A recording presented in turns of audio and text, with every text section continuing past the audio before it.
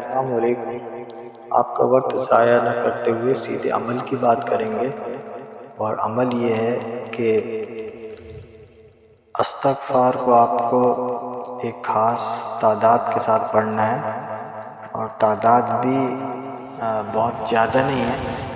بلکہ یہ کہا جائے کہ اکثر بزرگوں نے اس کو کتابوں میں لکھا ہے کہ کسی عمل کی تعداد اگر اس کو 300 مرتبہ تک پڑھا جائے تو وہ کثرت میں شمار ہو جاتا ہے۔ تو استغفار جو بھی آپ کو یاد ہو، جیسے سب سے چھوٹا استغفار استغفر اللہ، یعنی میں معافی چاہتا ہوں اللہ سے، خالی اتنا بھی اگر پڑھ لیا جائے، یا بڑے استغفار کوئی پڑھ سکے، کسی کے پاس وقت ہو تو بہت بہتر بات ہے، جیسے استغفر اللہ الذی لا الہ الا هو الحی القیوم واتوب الیہ یا رب اغفر وارحم وانت خیر الراحمین۔ ایسے دوسرے بہت سے استغفار کتابوں کے اندر آپ کو مل جائیں گے۔ بہرحال یہ کہ بھلے آپ چھوٹا استغفار پڑھیں استغفر اللہ، لیکن بنیادی بات یہ ہے کہ ایک تو تعداد آپ کی روزانہ 300 کی ہوگی، تاکہ یہ تعداد آپ کی کثرت سے پڑھنے میں شمار ہو جائے، اور دوسری بات یہ کہ آپ بھلے چھوٹا استغفار پڑھیں، یعنی صرف استغفر اللہ پڑھیں، لیکن دیکھیے اول بات تو یہ ہے کہ اس کے فضائل بے شمار ہیں۔ استغفار کی کثرت کرنے والے کے لیے یہ بات آئی ہے کہ جو استغفار کی کثرت کرے گا اللہ پاک اس کو یعنی ہر اعتبار سے اللہ اس کو وسعت دیں گے۔ اور ایک بزرگ کے پاس یعنی واقعہ کتابوں میں لکھا ہے کہ الگ الگ مسائل کو لوگ لے کے آتے رہے، کہ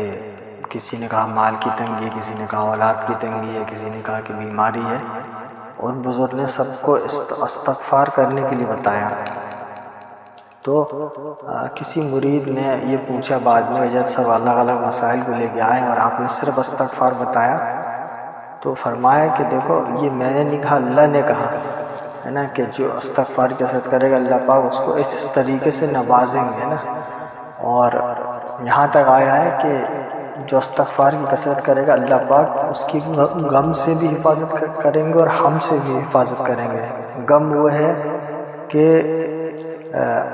آدمی سے سہا نہیں جا رہا لیکن کسی سے کہہ سکتا ہے، اور ہم وہ ہے کہ نہ سہ پا رہا اور نہ کسی سے کہہ پا رہا، یعنی ایسی چبھنے والی بات، ایسی تکلیف دہ بات اس کے ساتھ ہے، کوئی پریشانی ہے۔ بہرحال یہ کہ استغفار کی کثرت کرنے والے کو اللہ پاک ان دونوں چیزوں سے اللہ پاک اس کو بچائیں گے، ہر تنگی سے نکلنے کا اللہ اس کو راستہ دیں گے۔ لیکن آپ اس کو تھوڑا سا سن لیں، جلد بازی نہ کریں کہ اس کے پڑھنے کی ترتیب کیا ہوگی۔ کہ عمل اصل میں دیکھیں اس وقت فائدہ دے گا جیسے شروع میں ہم نے یہ بات کہی کہ بھلے صرف استغفر اللہ، یعنی میں اللہ سے معافی چاہتا ہوں، صرف اتنا اس چھوٹے استغفار کو پڑھا جائے، لیکن تھوڑی سی توجہ کے ساتھ اور تھوڑا سا ایک رجوع اللہ کے ساتھ، ہو سکے تو باوضو ہوں، قبلہ رخ بیٹھیں اور دھیان جما کے پھر اس تسبیح کو پڑھیں نا، یعنی استغفار کو پڑھیں، تو یہ پڑھنا مفید ہوگا، فائدہ مند ہوگا، اور بہت جلدی اس کے نتائج دیکھنے میں آئیں گے۔ اللہ پاک ہر تنگی سے نکلنے کا راستہ بنائے گا اور کام آسان ہوں گے۔ اور اس میں یہ ہے کہ اگر آپ بہت زیادہ اس کے فائدے دیکھنا چاہتے ہیں، بہت زیادہ اس سے نفع حاصل اٹھانا چاہتے ہیں، یعنی یہ بات یاد رہے کہ ویسے تو 300 کی تعداد بھی بہت ہے، لیکن اگر یہ کہ اگر آپ کو اللہ نے فرصت دی ہے، آپ کے پاس وقت ہے، تو آپ اس کی تعداد کو 2000 بھی کر سکتے ہیں۔ ویسے تو کتنی بھی کثرت کر دیں اور کتنا بھی پڑھ لیں، لیکن ایک اللہ والے نے یہ بتایا کہ 2000 مرتبہ اگر پڑھے تو پھر تو کتنا بھی خرچہ ہو 30 دن کے اندر فرمایا کہ اللہ پاک اس کو تمام قرضوں سے نجات عطا فرمائیں گے، اور وسعتیں، برکتیں، رحمتیں اللہ پاک اس کو عطا فرمائیں گے۔ تو اگر وقت میسر ہو تو اس کی تعداد 2000 مرتبہ کر دیں، لیکن یہ احتیاطیں رہیں، یعنی اس میں کوئی ڈرنے خطرے والی کوئی بات نہیں ہے کہ بھیا کوئی وظیفہ بہت بڑا ہو گیا تو کوئی خطرے کی بات ہو، بلکہ یہ ایک آسان اعمال میں سے ہیں جس کو کوئی بھی کر سکتا ہے۔ اور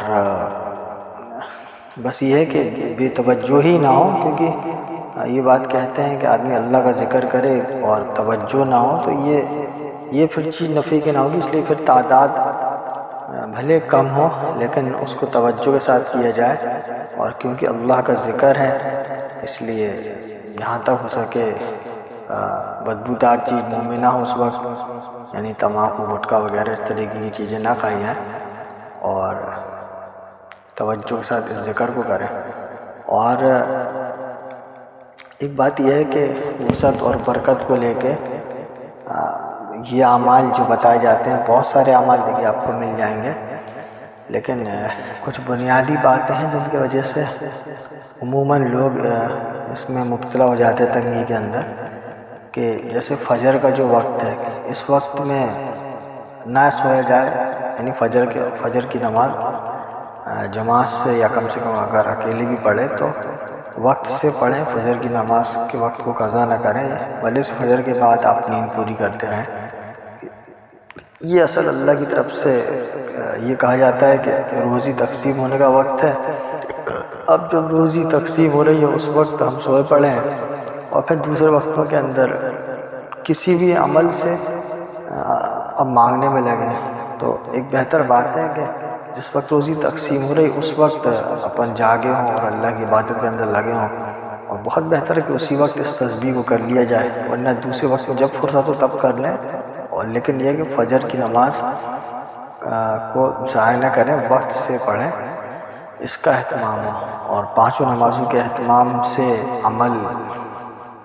قبولیت تک پہنچتا ہے، تو پانچوں نمازوں کا اہتمام ہو۔ اور ایک اللہ والے نے ایک بات کہی کہ دیکھو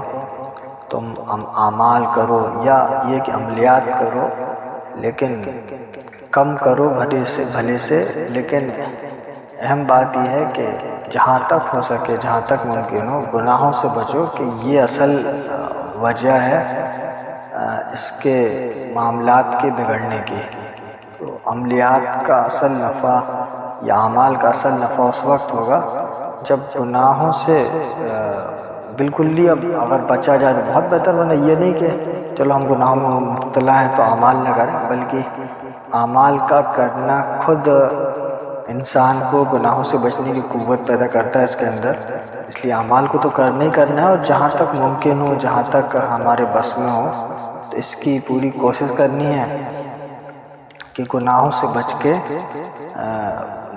اعمال کو کیا جائے، اور جو فرائض ہیں اس میں تو بالکل کمی نہ کی جائے، یعنی یہ ایک بات ہے کہ بہتر سے بہتر نتائج سامنے آئے، ورنہ کوئی اس وجہ سے کہ بھئی ابھی تو ہمارا فرائض کا اہتمام نہیں ہے، یا ابھی تو ہم سے کچھ گناہ ہو جاتے ہیں تو ہم عمل کرتے نہیں ہیں، تو یہ بات نہیں ہے کہ عمل تو کرنا چاہیے، کہ ایک عمل دوسرے عمل تک پہنچنے کا ذریعہ ہوتا ہے، ایک خیر کا کام دوسرے خیر کے کام تک پہنچنے کا ذریعہ بن جاتا ہے، اس لیے عمل تو کرنا ہی ہے، اور اس کی کوشش کرتے رہنا چاہیے، تو اور دھیرے دھیرے اگر انسان نیت کرے گا تو ترقی حاصل ہوتی رہے گی۔ بہرحال